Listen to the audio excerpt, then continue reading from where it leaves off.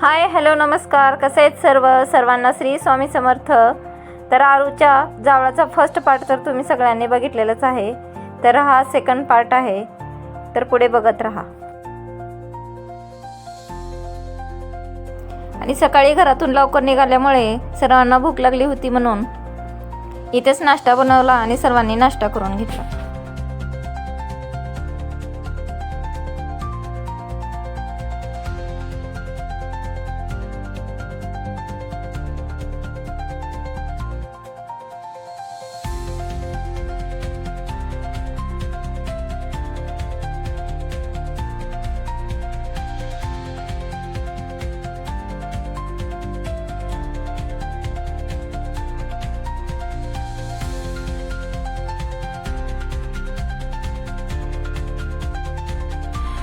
आणि सगळ्यांचा नाश्ता झाल्यावर मी आणि ताईने सुद्धा नाश्ता करून घेतला।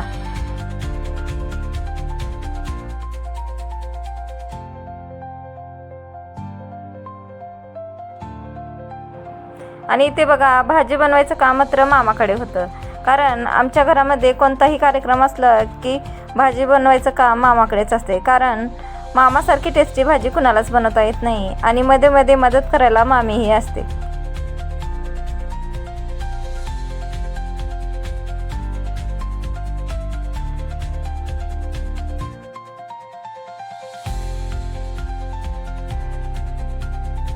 आणि इथे भाकरी करायचं हे काम चालू होतं।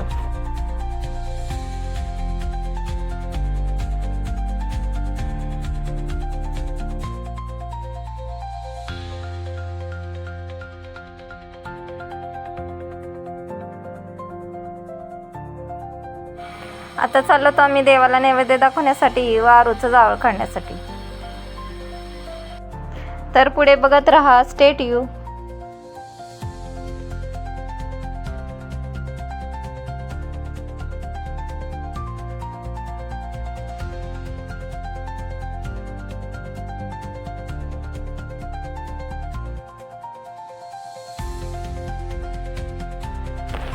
तुम्ही जर कर्नाटक साईडचे असाल तर तुम्हाला घोडवाडीबद्दल माहितीच असेल।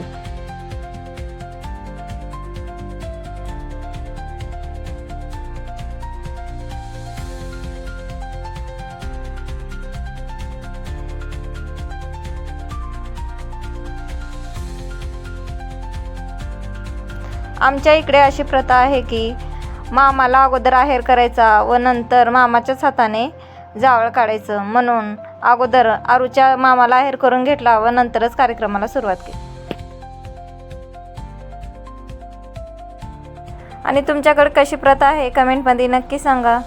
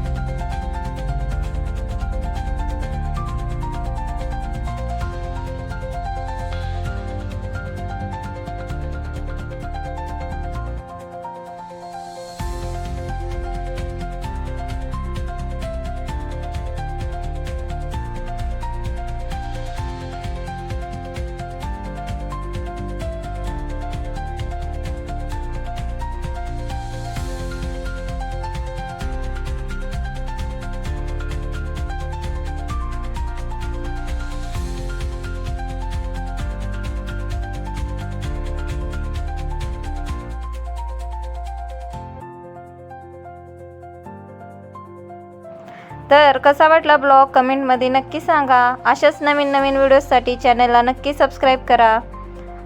आणि आजच्यासाठी इतकंच होतं बरं का। चलो बाय, भेटूयात उद्याच्याच नवीन ब्लॉगमध्ये।